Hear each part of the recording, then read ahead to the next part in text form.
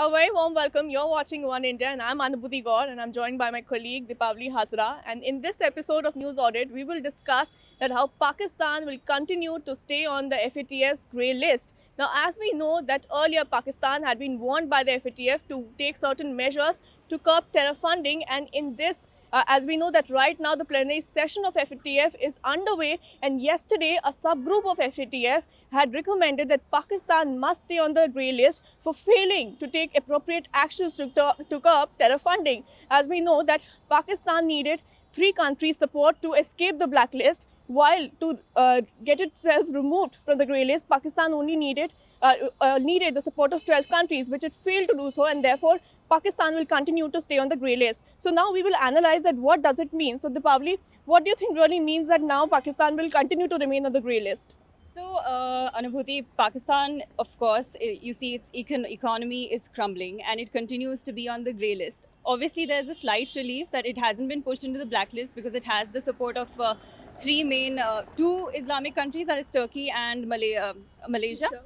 And it also has its evergreen partner, China. So it's not going to be in the blacklist, but that doesn't mean it's going to have a great relief. It's going to be there in the grey list and it will still have to keep complying with those 27 action points it was asked to comply with to curb terror funding and money laundering. So it has to show it's done that in order to escape that FATF listing entirely. Being on the grey list sustains pressure on Pakistan to keep acting on these elements that channel money and promote criminal activities and terrorism in other countries and in Pakistan as well. Yeah. So this pressure on Pakistan is going to keep mounting unless it, completely complies with all those 27 action points.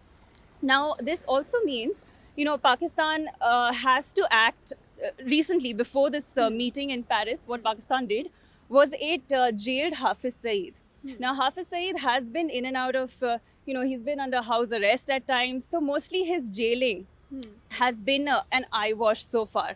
So Hafiz Saeed, remember, also has an appeal. He can appeal against the sentencing. He's sentenced for 11 years on terror funding charges.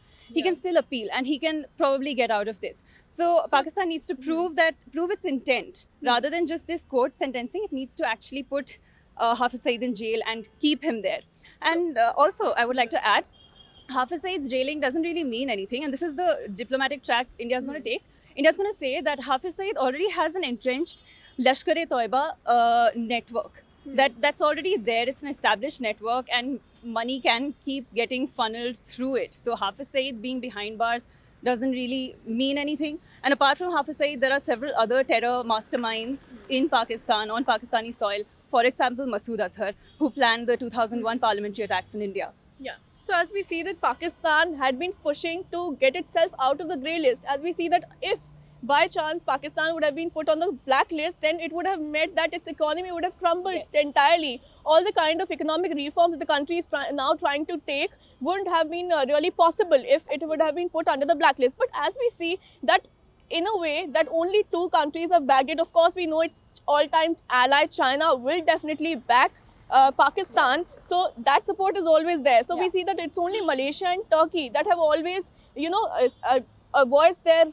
support for Pakistan. Absolutely. So do you see the kind of, it is a diplomatic failure in part of Pakistan that it needed the support of 12 countries to actually move to the white list from the grey list, but it has failed to do so. So as we know that previously, till September, Pakistan had only complied with 5 points of the 27 action plan that were given by the FATF. So this time around, what we are hearing from our sources is the fact that Pakistan has told FATF that it has complied with at least 14 points and 11 partially. So it has tried to maintain that it has fulfilled almost 25 points. So do you see that despite the fact that it has taken only some last step measures, as we've seen that the sentence which has been given to Hafiz Saeed, do you think that somewhere the diplomatic efforts have kind of failed?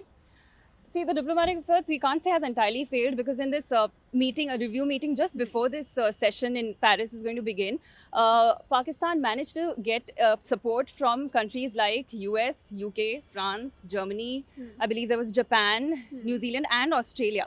So all of them who are not traditionally backing Pakistan, even US, imagine, they had given it a sort of relief. They had agreed that it had sort of complied on several of those action plan points. So it kind of got a relief there, which is why it will probably not move to the blacklist. Of course, it has the backing of these Malaysia, China, and Turkey.